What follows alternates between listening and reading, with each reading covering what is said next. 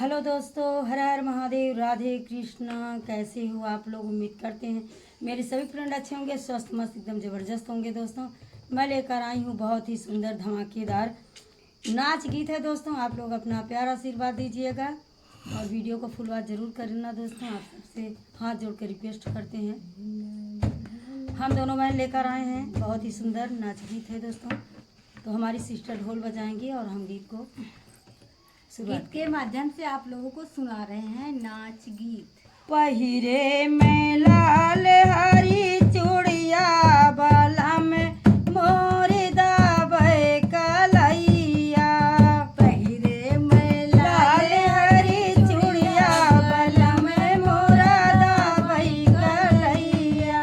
दावे कलैया हो दावे कलैया। दावे कलैया हो दावे कलैया। पहिरे मैं लाल हरी चूड़िया बाला में मोर दावे कलैया। पहिरे मैं लाल हरी चूड़िया बाला में मोर दावे कलैया। ससुरे में होते हो मैं सास जी से कहते हो। ससुरे में होते हो मैं सास जी से कहते हूँ। अम्मा से लागे शरमिया बाला में मोर दावे कलैया। अम्मा से लागे शरमिया बाला में मोर दावे कलैया। दावे कलैया हो दावे कलैया। दावे कलैया हो दावे कलैया। पहिरे मैं लाल हरी चूड़िया बाला में मोर दावे कलैया। पहिरे मैं लाल हरी चूड़िया बाला में मोर दावे कलैया। दावे कलैया हो दावे कलैया। दावे कलैया हो दावे कलैया।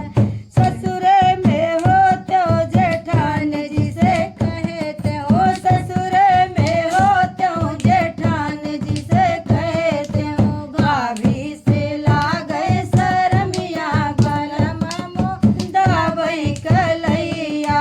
भाभी से लागे शरमिया बाला में मोर दावे कलैया। दावे कलैया हो दावे कलैया। दावे कलैया मोरी दावे कलैया। पहिरे मैं लाल हरी चूड़िया बाला में मोर दावे कलैया। पहिने मैं लाल हरी चूड़िया बाला में मोर दावे कलैया। ससुरे में होते हो ननदिया से कहते हो। ससुरे में होते हो ननदिया से कहते हो। बहिनी से लागे शरमिया बाला में मोर दावे कलैया। बहिनी से लागे शरमिया बाला में मोर दावे कलैया।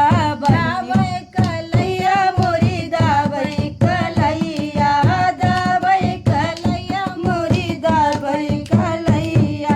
पहिने मैं लाल हरी चूड़िया बाला में मोर दावे कलैया।